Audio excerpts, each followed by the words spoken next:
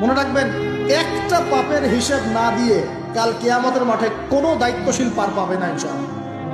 কোনো দায়িত্বশীল না। না, এই যে আমি লেকচার দিচ্ছি না, আল্লাহ পাক আমাকেও দাঁড় করাবেন, দাঁড় করায় বলবেন, তোমাকে আমি দিনের যে জ্ঞান দিয়েছিলাম সেই জ্ঞানের হক তুমি আদায় করেছো কিনা হিসাব দেওয়া।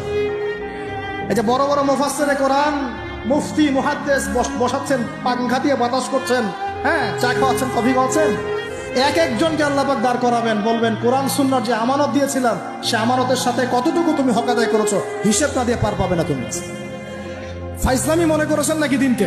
ঠিক একইভাবে সমাজের, রাষ্ট্রের দায়িত্ব আল্লাহ পাক যাদেরকে দিয়েছেন এক একজন ব্যক্তিকে আল্লাহ পাক দাঁড় করাবেন, দাঁড় করে জিজ্ঞাসা করবেন কোন কোন জনগণের কোন কোন হক তুমি নষ্ট করেছো, কার কার হক দিয়েছো, কার কার দেও নাই, সবার সামনে হিসাব দাও, তারপর জন্ম দেবে।